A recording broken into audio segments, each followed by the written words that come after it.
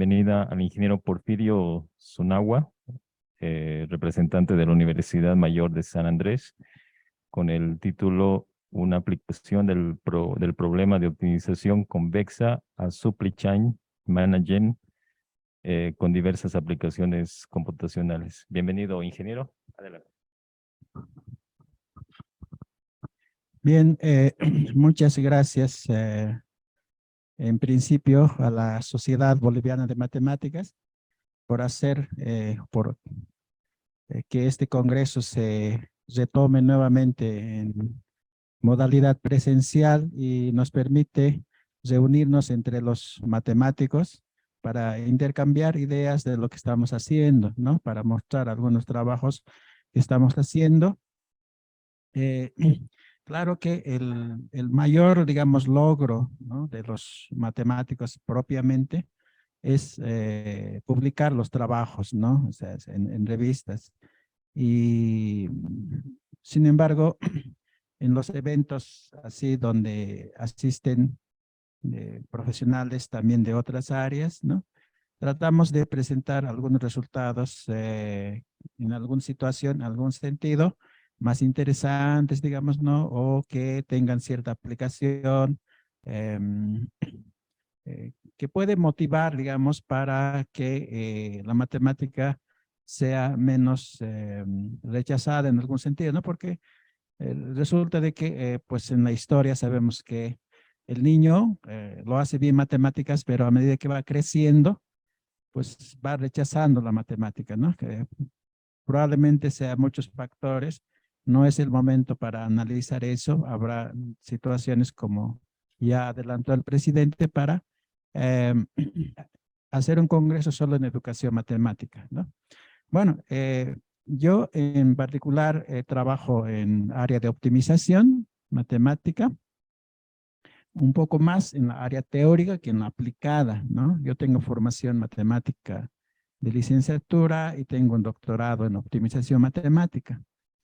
De todas maneras, bueno, el hecho de que haya hecho el doctorado no significa que lo sé todo, digamos, del área de optimización. El área de optimización es un área muy gigante, tiene diversas subáreas, subproblemas que requieren un cierto estudio dependiendo, digamos, del problema que uno considere. Así que en esta oportunidad tenemos digamos, la aplicación que lo preparé para que esto pueda servir de manera que los matemáticos puedan, o los que están en optimización, o bien la gente que trabaja con este tipo de problemas de planificación estratégica en las empresas, puedan también requerir, ¿no?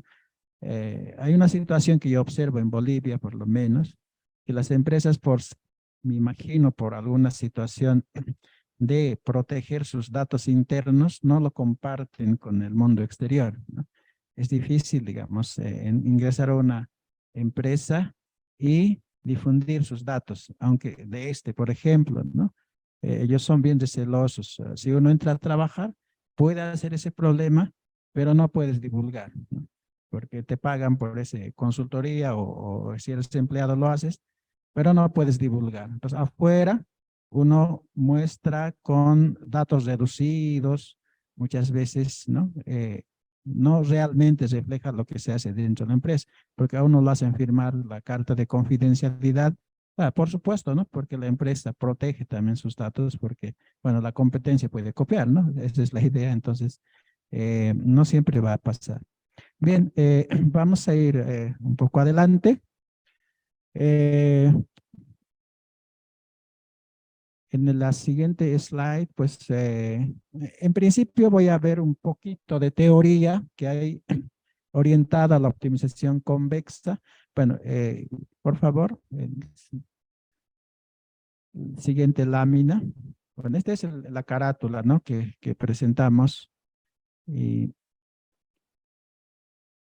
queremos ya avanzar. Entonces, un poco de teoría. Ahí está. Bueno, en principio decir que un problema de optimización es un problema de elección de un mejor elemento, ¿no? Mientras que ese elemento satisfaga alguna condición, digamos, ¿no? Alguna restricción.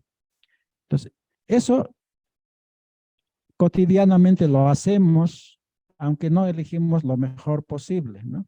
Cuando uno va de compras al mercado, va con un objetivo de comprar ciertos artículos y digamos una camisa, entonces aparentemente ha comprado uno al precio, qué sé yo, el más bajo, ha comprado también uno que satisfaga su gusto. O sea, hay diferentes formas de medir, ¿no? Lo que uno quiere optimizar. Claro que no es el óptimo, el mejor, no lo ha conseguido cuando uno va al mercado. Para conseguir el más barato de todo el mercado, tendríamos que preguntar todos los precios, ¿no? Y esa información, el que va de compras no lo tiene, pero ha hecho su elección, una compra factible, digamos, ¿no? Es lo que llamamos en este lenguaje, pero el mejor no lo ha hecho. También de gustos, tendría que ver todas las camisas para ver el que le me gusta realmente, ¿no? Bueno, pero uno anda en esos términos factibles y no necesariamente en el óptimo.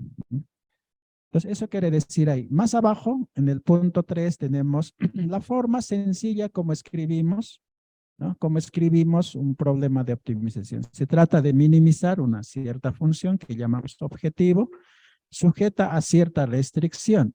El X es la variable de decisión, digamos, ¿no? Que cuantificamos de algún modo, que puede ser, digamos, si estamos asociados a un problema de producción en una empresa, entonces el X puede ser el número de artículos que se pretende fabricar, ¿no?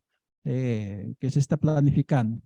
El X es un vector de varias variables, entonces una empresa fabrica muchos tipos de artículos, ¿no? Pues digamos, qué sé yo, zapatos, entonces hay varias líneas de zapatos puede fabricar y ahí está contenido. El X está en un conjunto que llamamos Rn, que son varias coordenadas.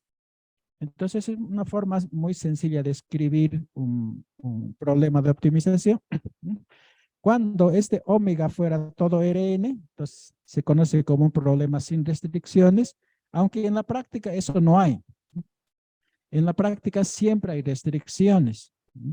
Por ejemplo, el caso de fabricación de zapatos, pues no podemos fabricar un número negativo de zapatos, ¿no? Tiene que ser un número mayor o igual que 0, ¿no? Entonces aparecen restricciones naturales, por un lado, y por otro lado puede aparecer también otras limitaciones. Una fábrica de zapatos no puede fabricar ilimitadamente una cantidad de zapatos, lo va a fabricar una cantidad que sí se puede vender, ¿no? Bueno, ¿cuánto se puede vender?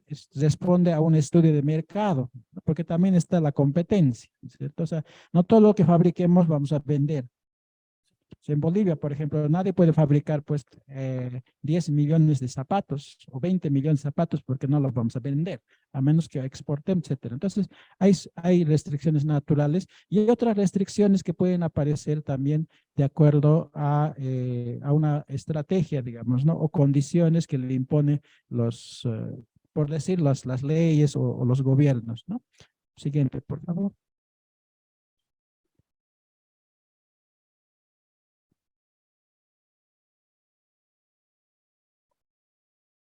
Estamos saliendo por el internet. ¿Aló? ¿Sí? Ahora sí, mejor. Bien. Bien, entonces este es un problema sin restricciones. Este es un paraboloide. Vamos a imaginar que hacia arriba continúa y al ladito tenemos el mismo paraboloide pero recortado, ¿no? Entonces el recorte es justamente la restricción, ¿no? Entonces en la optimización con restricciones tenemos que solamente considerar dónde interesa en realidad. En la base está la restricción, es el conjunto omega, y sobre eso queremos encontrar ya sea su máximo o mínimo, digamos, ¿no? Entonces, es un problema, por ejemplo, ¿no? En optimización sin restricciones, donde hay mínimo, las derivadas se anulan, pero en la optimización con restricciones, donde hay mínimo, la derivada no siempre se va a anular, ¿no? Entonces, en teoría, eso es algo importante que un matemático o el analista tiene que considerar. Podemos pasar al siguiente, por favor. ¿Ya? Entonces, es un esquema gráfico de representar, ¿no? Este es otro, bueno, en matemáticamente un problema de optimización podemos escribir así. No siempre es así, pero hay una gran variedad de problemas de optimización que sí se puede caracterizar de esta manera. Hay una función objetivo que minimizar, hay una cantidad de perdón, de restricciones de igualdad caracterizada por una función h. H es una función. Entonces hay m restricciones de aquí de igualdad. Luego tendríamos p restricciones de desigualdad, ¿no? Y uno que se llama restricción simple, que justamente tiene que ver con restricciones de signo o restricciones de acotación o de canalización, ¿no? De un mínimo y un máximo para las variables. Entonces, esas se lo separa, no se lo incluye a los de arriba, porque son restricciones que contiene una sola variable, ¿no? Entonces, se trata de siempre considerar problemas donde la cantidad de restricciones sea lo menor posible, ¿no? Porque después en las metodologías complica si nosotros aumentamos la cantidad de variables, ¿no? En la investigación en optimización, hoy en día lo que se publica en las revistas, se puede hacer mucho de estos problemas cuando la dimensión es grande, ¿no? Yo en particular trabajo en eso. Entonces, este n, ¿no? Este n, sí, el n como el m como el p, se pueden considerar 100,000, 1,000,000, ¿no? En esa cantidad de números. Entonces, en esas situaciones, los métodos clásicos no funcionan. Y justamente los investigadores que estamos ahí proponemos ciertas heurísticas, ¿no? Heurísticas que ya no son los métodos analíticos exactos, pero las heurísticas son aproximaciones, algunas veces están basadas en métodos numéricos, y así como conseguimos un resultado razonablemente bien. Eso de razonablemente bien en matemáticas también hay que precisar, ¿no? Entonces, claro, todo eso, que hoy en día no se puede hablar de esas cosas, pero es lo que se hace, la verdad. Siguiente, por favor. Aquí tengo algunos problemas de, digamos, de optimizaciones clásicas, ¿no? Estas son lineales, con desigualdades. Generalmente este problema es un problema de producción, este es un problema de dieta, un problema de minimización. Aquí hay un problema cuando la restricción es cuadrática y aquí la función objetivo es cuadrática. Y bueno, una pregunta que uno tiene que hacerse es si la solución es única. Primero que si existe. Si existe, si es única. Pueden ser infinitas soluciones, puede tener infinitas soluciones. Puede ser que el conjunto de restricción sea ilimitado, no acotado, y la función objetivo sea ilimitado también, o sea, no tener solución, o simplemente es infactible, es decir, no hay ningún punto que satisfaga nuestras restricciones. Claro, uno podría decir, pues, eso es ilógico, ¿no? Pero ocurre, ¿no? Por algún error en las restricciones, el conjunto puede resultar vacío. Entonces, las metodologías tienen que descubrir, porque en tanta cantidad de variables, uno no puede ver a la vista, no puede ser un gráfico, ¿no? Claro, en pocas variables sí podemos hacer un gráfico, pero en la práctica, en la aplicación, son muchas variables. Fácilmente van a ser 30 variables y eso no podemos graficar, ¿no? No hay manera de verlo, en realidad, si el problema es acotado o no, etcétera. Pues hay que se desarrollan criterios analíticos para descubrir. No siempre se puede hacer, pero por ejemplo, en programación lineal sí está descubierto esas cosas. Siguiente, por favor. Acá un pequeño ejemplo de un problema lineal, ¿no? De una sola variable. Esto en la práctica, claro, no aparece en una parte, pero solo para ver, ¿ya? Solo para mostrar que el máximo de una función lineal, pues no es como clásicamente uno lo ve como aplicaciones de cálculo, ¿no? Una función que tenga mínimo, cuando la derivada se anula, etcétera. No, aquí esta es una función lineal que si no lo acotamos el dominio, no tiene máximo ni mínimo. En este caso lo tiene, pero el dominio está acotado acá. El X está en un rango, ¿no? Entonces, lo que hay que observar aquí es que el óptimo se encuentra en los extremos, digamos, ¿no? Del intervalo. Y en programación lineal eso es frecuente. No se encuentra, digamos, al interior del conjunto de restricciones. Siguiente, por favor. Este es un problema, es de un texto, y además está bien simplificado para, un poco para ver este tipo de problemas. Se trata de una producción de problemas de dos tipos de pintura. Yo sé que en la empresa real son 30 clases, 50 clases de pinturas, ¿no? Como les digo, las empresas no confían en los datos para que se pueda presentar en forma pública. Entonces, bueno, aquí se considera simplemente dos tipos de pinturas para producir con dos materias primas, M1, M2, y bueno, hay algunas condiciones de mercado acá que, digamos, han impuesto. Por ejemplo, una de las pinturas no puede exceder en más de 1 tonelada al otro, una de las pinturas tiene que estar acotado, ¿no? Etcétera. O sea, son problemas que aquí no vamos a, ya no vale la pena analizar nada de eso, pero lo que sí les digo que no solamente son los costos de producción que uno considera en el problema, sino también otras restricciones que aparecen por asuntos de estudio de mercado esencialmente, ¿no? O criterios de la gerencia, limitaciones de presupuesto, etcétera, que puede hacer de que aparezcan otras restricciones, ¿no? El modelado es un arte aquí, no hay la única manera de tenerlo. Generalmente el matemático solo no puede hacerlo, tiene que hacerlo necesariamente con la gente que trabaja en la planificación, con economistas, administradores, gerentes, etcétera, ¿no? Para construir el modelo. Entonces, simplemente un enunciado, pasaremos por favor.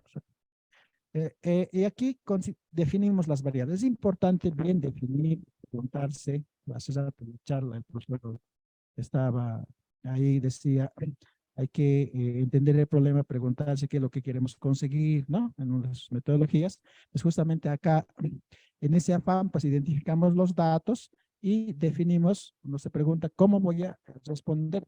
Entonces, ¿de qué se trata el problema? En este caso, se trata de la producción de pinturas, así que definimos de manera natural el X1, X2, las variables de esa manera, que se llaman variables de decisión del problema, y con eso uno puede construir lo que es la utilidad, ¿no? En principio a uno no se le ocurre estas expresiones algebraicas, pero uno puede particularizar, es decir, ¿qué tal si yo produzco 5 toneladas de pintura para exterior y 2 toneladas para el interior? ¿Cuántas me ganan?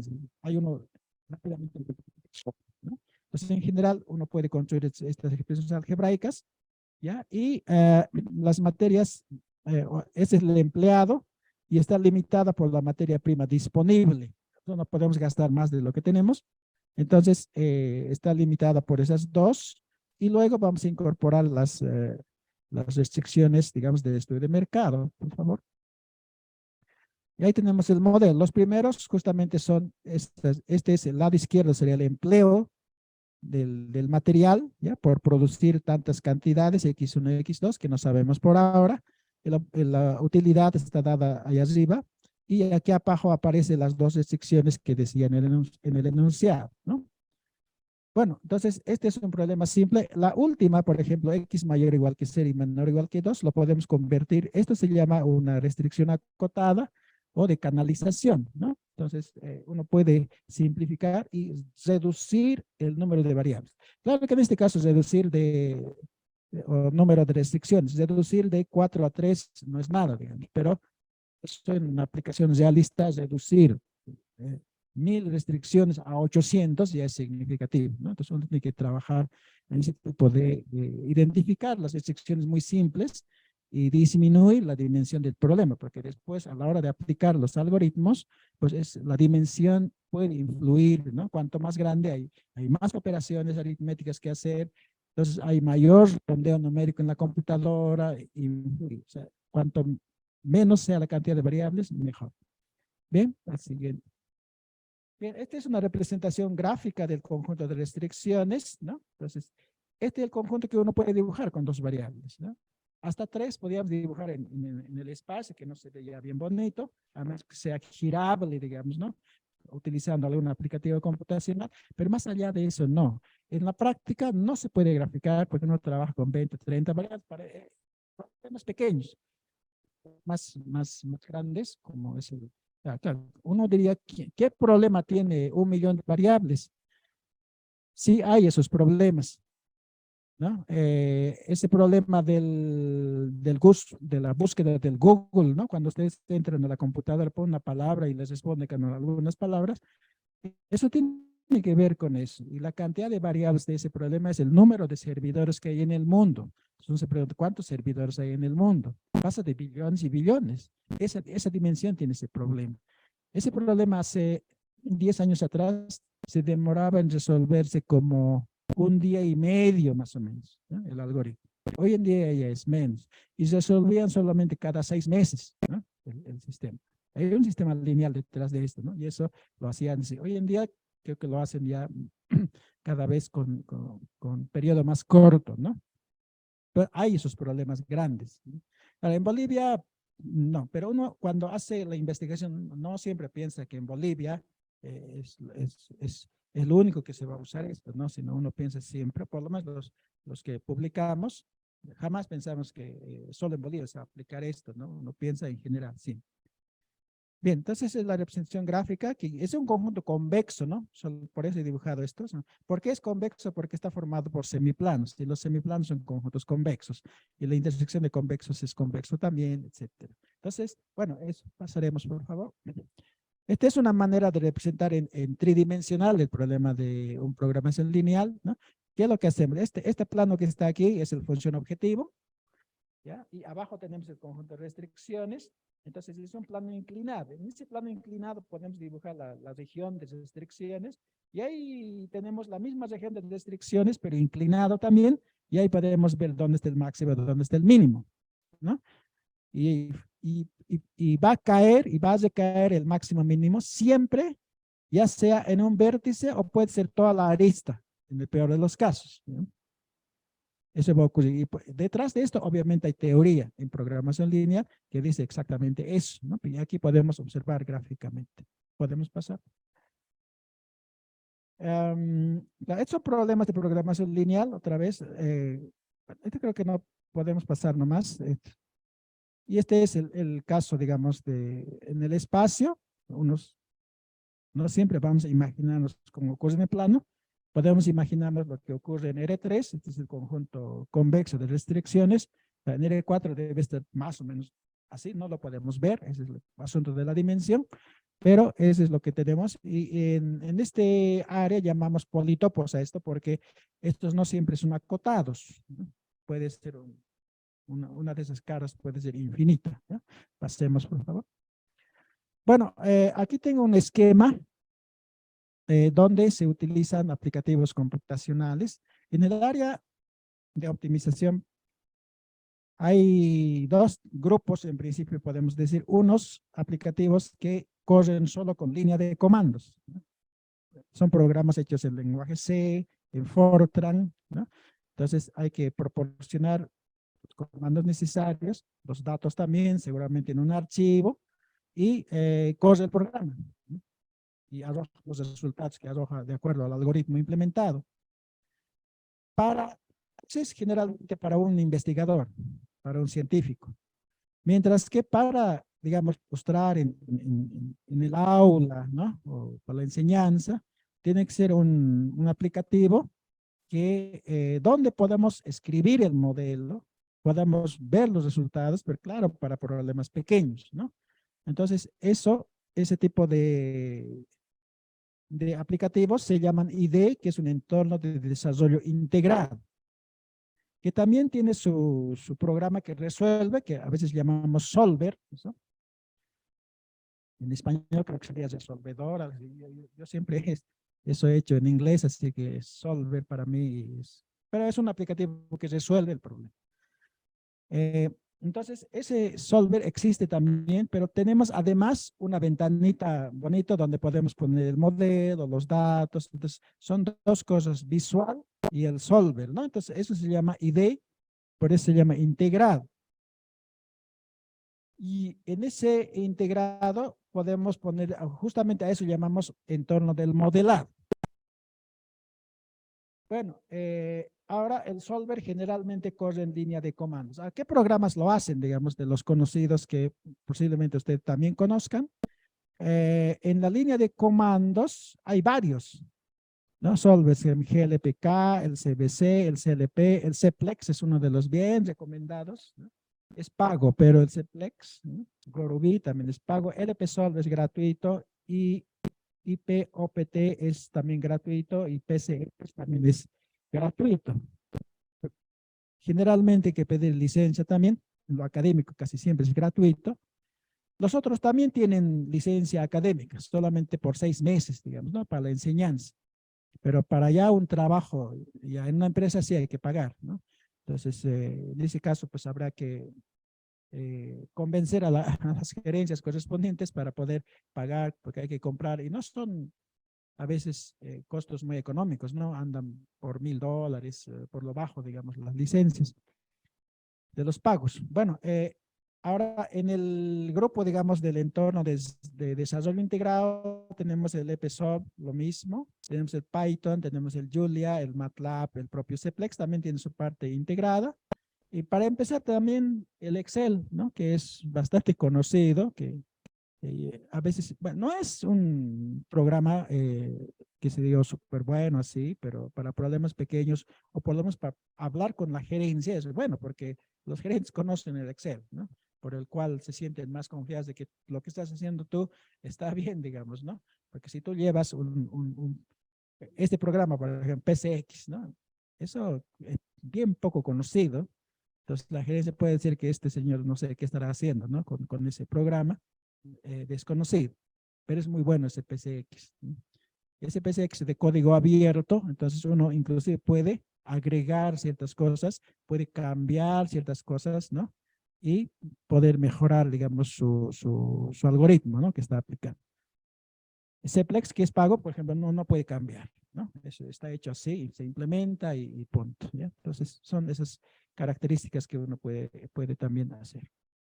Bueno, en el entorno del modelado se usa este Julia con un pequeño librería que es UMP. Jupyter también permite uh, escribir, digamos, utilizar como un entorno del modelado, el AMPL, que es un excelente, digamos, un entorno para escribir los modelos, ¿no? Ya, el Python, el MATLAB también puede colaborar. Hoy en día se está usando para la enseñanza el Colab, ¿no? Que Google ha implementado, porque el Python hay que instalarse en la máquina, a veces no quiere instalar, no es tan simple, digamos, hacer funcionar todo eso. Entonces el Colab es un sitio del Google, basta tener un correo del Google para tener el Colab, y ahí uno tiene el Python para correrlo, ¿no? Hoy en día hasta hay LaTeX para digamos, online, ¿no? Para poder hacer los documentos. Ahora podemos pasar. Bueno, aquí, por ejemplo, tenemos, ahora, claro, cada solver tiene su propio formato. Y el formato del LP Solver es este. Lo bueno que es algebraico, pero para problemas pequeños, ¿no? Porque si el problema tiene, por decir, nomás 100 variables, no vamos a escribir X1, X2, X3, X4, hasta X100, más 50 restricciones, no vamos a hacer eso, ¿no? Entonces, para problemas pequeños, sí, uno puede escribirlo de forma algebraica. Para GLPK, si notan, hay unas sutiles diferencias, ¿no? La primera, por ejemplo, se separa con puntos y comas. El segundo no se separa con puntos y comas, para que escribir esta palabra subject to. Hay que escribir la palabra minimize. En la primera solamente min, 2 puntos. O sea, cada solver tiene su propio sintaxis, obviamente. Y aquí el Ceplex, por ejemplo, hay que declarar la variable ya sea entera, en este caso float es real, ¿no? Entonces, ahí dice float más, que quiere decir mayor o igual que 0. Hay que mirar en el internet cómo se escribe, ¿no? Luego acá, el función objetiva, igual hay que declarar si eso es entero, en este caso declarado real, ¿no? Y las restricciones, se puede colocar sus nombres acá, la restricción, etc. Entonces, cada solver puede tener sus propias características. Pero uno dice, pues no voy a escribir para cada uno. Entonces, podemos retroceder, por favor, una que aquí el formato NPS. Básicamente esto, claro, es para los investigadores, pero ese es el formato estándar, digamos, ¿no? Que cualquier solver reconoce, por lo menos los que está listado aquí, todas estas se conocen porque es algo que los científicos se han puesto de acuerdo, ¿no? O sea, ¿cómo? Porque como no vamos a transcribir para cada solver, ¿no? Porque los investigadores o las escuelas de investigadores trabajan con cierto tipo de aplicativos. Entonces, para pasar datos de uno al otro, es un problema. Así que todo el mundo trabaja con este formato MPS, que es un archivo texto nada más, con cierto formato, en el cual son los datos. Entonces, el solver tiene que leer ese archivo y ya ponerle su propio formato. Todo es automático en los solvers, ¿no? Pero ese es el, digamos, el archivo estándar que se está manejando. Hay otro formato más, pero no es necesario decirlo hoy día. Podemos adelantar dos. Bueno, aquí, como la charla decía, con diversas aplicaciones computacionales, se trata de usar varias cosas. Por ejemplo, en MATLAB, ¿no? Es el LINPRO, que es lo que resuelve, siempre pensando en problemas pequeños esto, porque tenemos que proporcionar los datos, ¿no? De forma matricial, vectorial, etcétera. Entonces, para la enseñanza esto es útil. En una aplicación realista posiblemente no, porque, bueno, la cantidad de matriz que hay que escribir va a ser grande, ¿no? Entonces arroja la solución, etcétera. Es muy simple la aplicación, es el comando linpro o en función que hay linpro, y ya está implementada en MATLAB. Uno también puede escribir su propio algoritmo, pero lo que hay se utiliza, por lo menos en el ejercicio profesional uno no va a estar haciendo su propio programa, ¿no? Hay que utilizar lo que ya está hecho. Y acá tenemos en Python, ¿no? Entonces la librería SciencePy Optimize tiene justamente tiene linpro que también resuelve acá. Se puede proporcionar.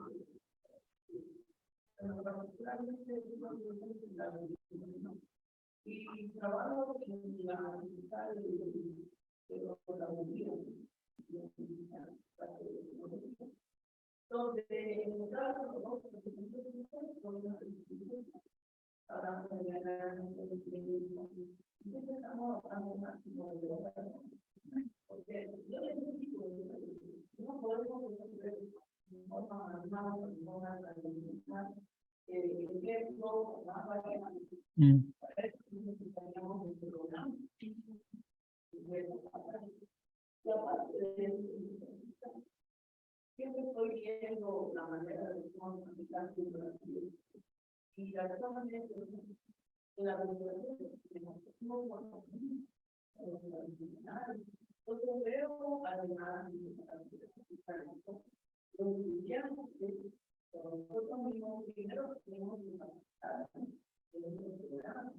Mm.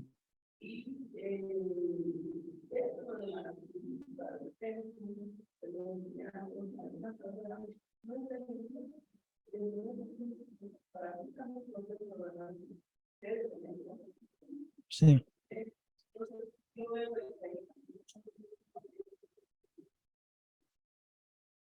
sí, efectivamente.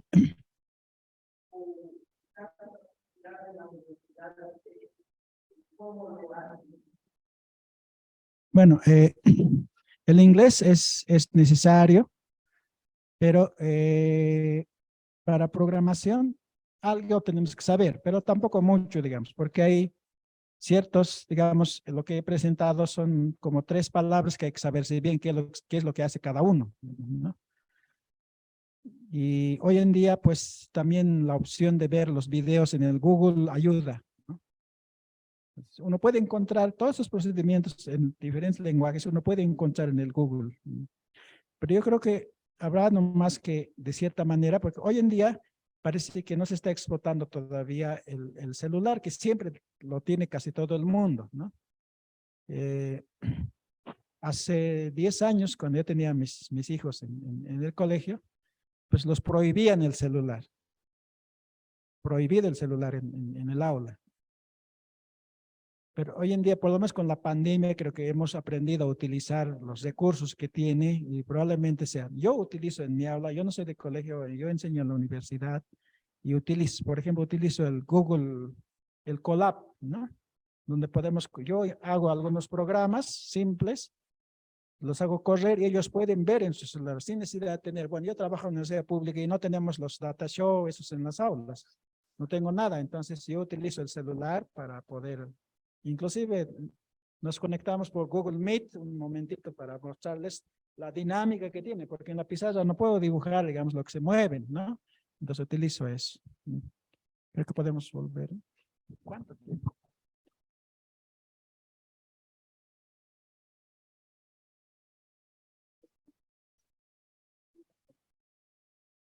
Ok, pasaremos por favor donde estábamos, un poco más.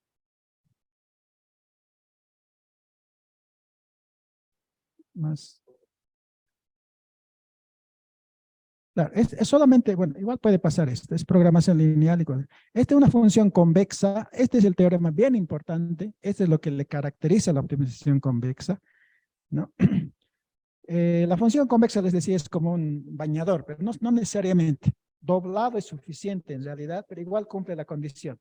Aquí lo podemos coger dos puntos cualesquiera, los unimos y va a quedar, digamos, en la parte superior del gráfico, ¿no?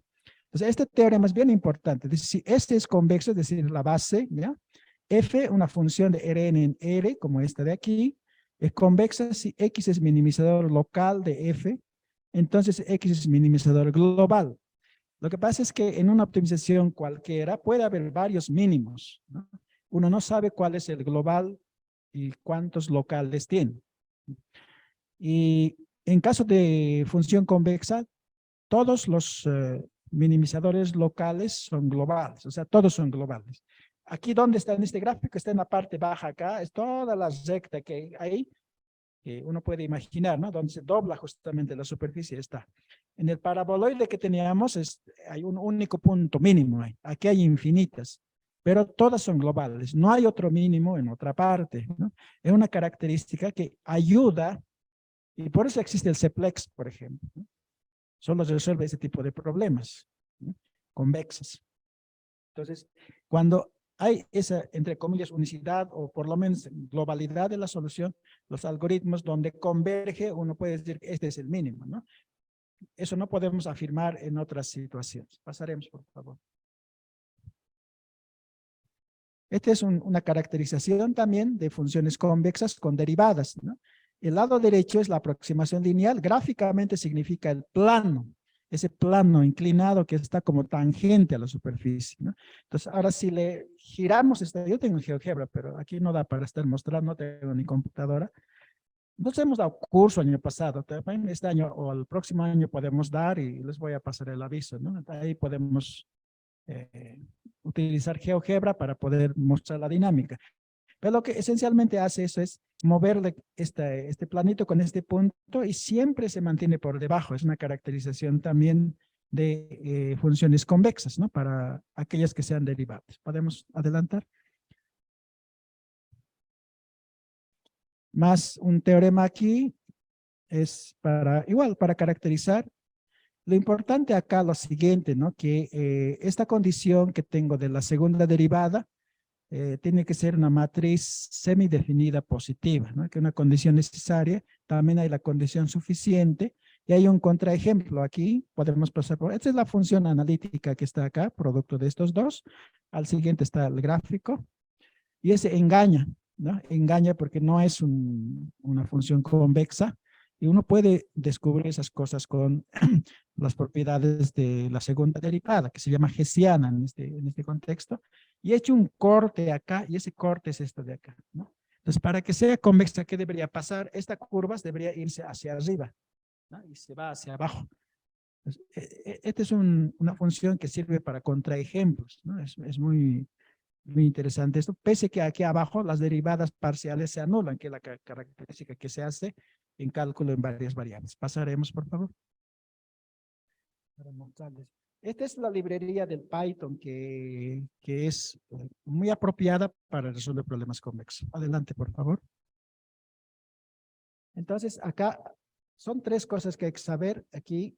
Definir el problema, decir si es un problema de maximización o minimización, y hay que poner las restricciones, ¿no? Las dos cosas, y esas tres cosas, esta librería está bien optimizada para poder aplicarse, ¿no? Entonces define el problema, dice si es de máximo o mínimo y coloca las restricciones. Simplemente el comando solve es el que te lo resuelve el problema. Ya sea un problema lineal, un problema convexo, y te lo entrega el resultado. Hay los duales, que hay otra. Esto es una teoría, ¿no? Podemos pasar, por favor.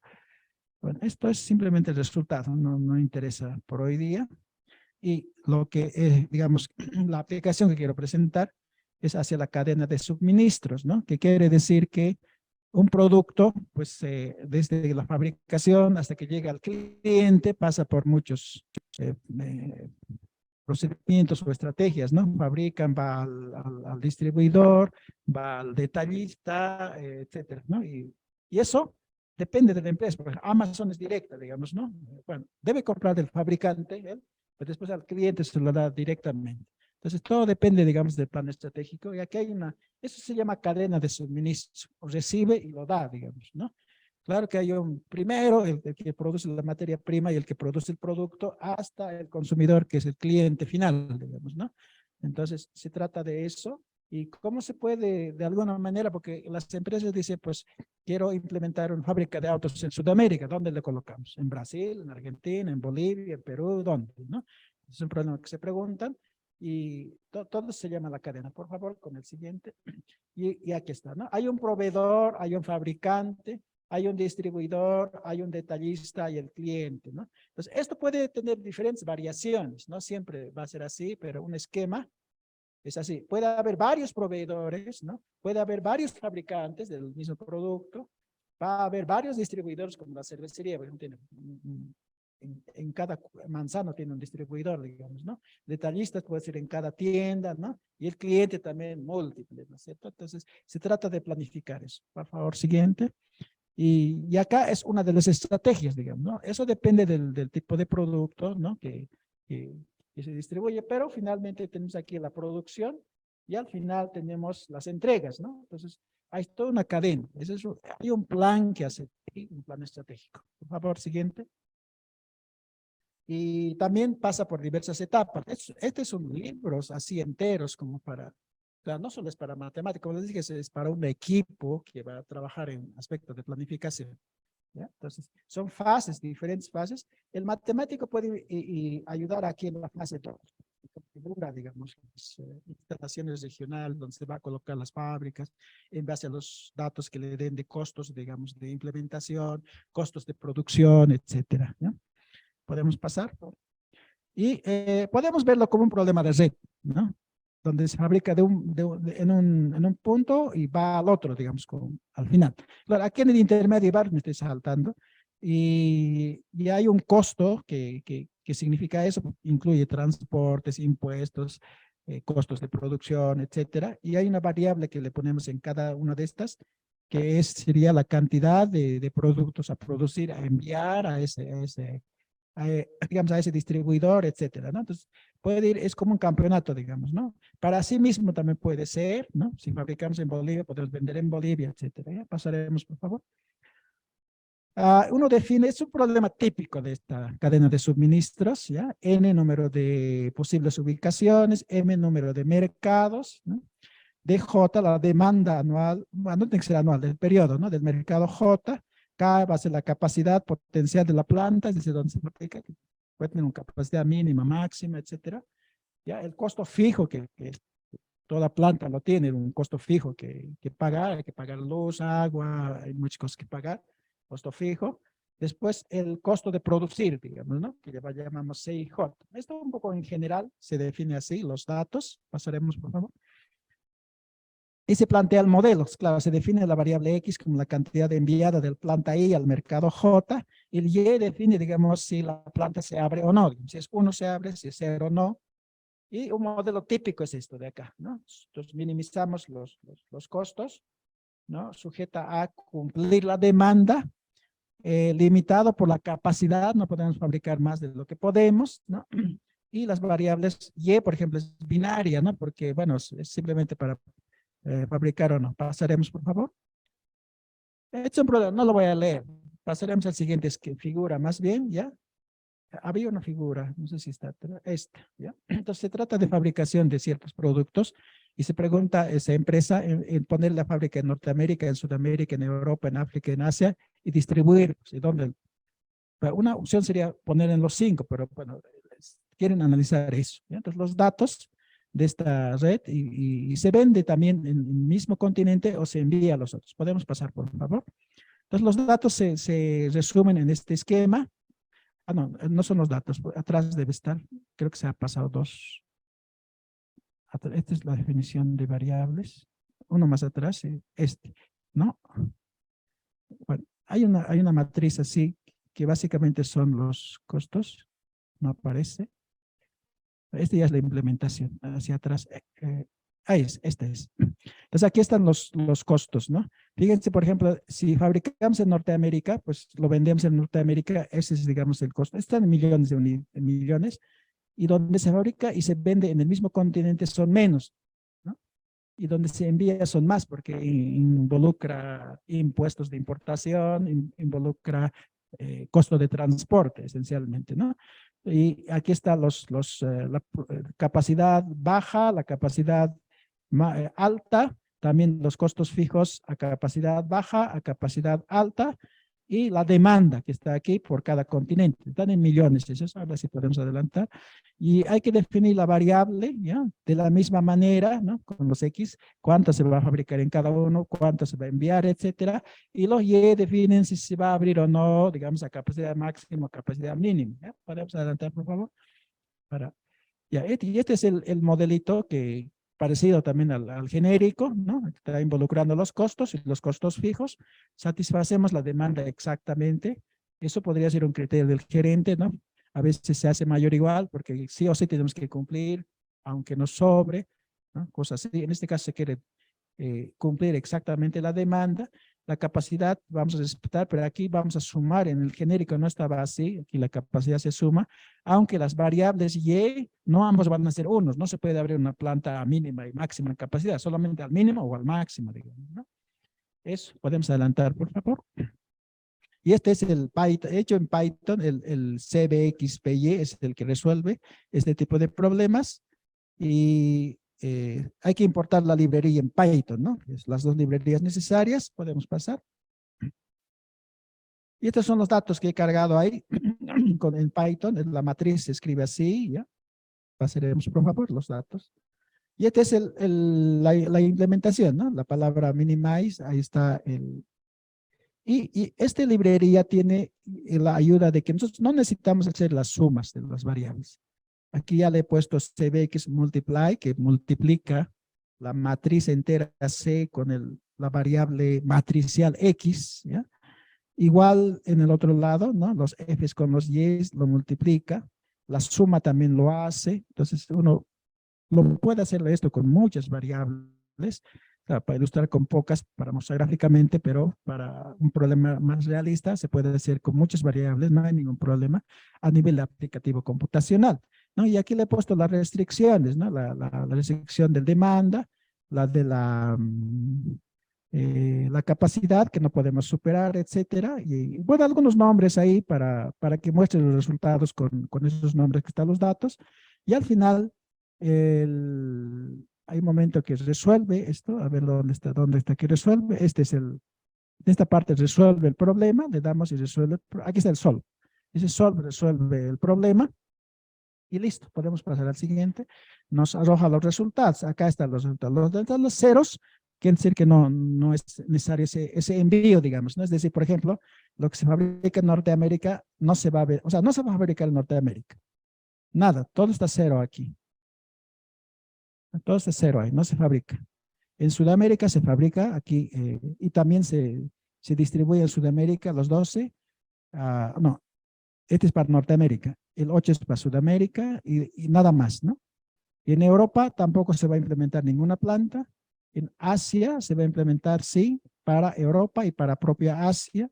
Y en África, para Europa y para propia África, ¿no? Y estos ceros y unos dicen a mínima capacidad ninguno y a máxima capacidad el de Sudamérica, el de Asia y el de África solamente, ¿no?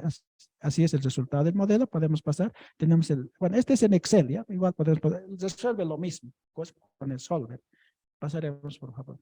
Y este es el esquema, digamos, figurativo, ¿no? Aquí. Entonces, Sudamérica abastece a Norteamérica con esta cantidad, al propio Sudamérica, de África y Asia también para lo propio y también proveen a Europa, ¿no? Entonces, uno puede encontrar esos esquemas gráficos para poder ilustrar este problema. Creo que con eso nos queda. ¿Puede pasar si empiezo? Sí. Este es otro problema similar. Entonces, sería eso mi presentación. Y bueno, si hay problemas de este estilo, en los congresos no podemos hablar de todo por el tiempo, etcétera. Y yo tengo un grupo de optimización en La Paz, entonces podemos tomar contacto a mi correo, los que les interese esto. De hecho, año pasado hemos dado un curso sobre optimización, este año que viene también creo que lo vamos a hacer, entonces puedo estar pasando la invitación vía Sobolmat para que todo el mundo se pueda enterar, ¿no? Año pasado hemos tenido, bueno, es año pasado, este año todavía, ¿no? Hemos tenido como cerca como 80 participantes que hemos hecho todo online para que justamente para que podamos, cada uno pueda hacer en su casa, digamos, la implementación, ¿no? O sea, han hecho cosas del programa, todas esas cosas. Bueno, entonces en función a los intereses igual podemos seguir trabajando, ¿no? O sea, este es un equipo de investigación de estos años, ¿ya? Muchas gracias por su asistencia.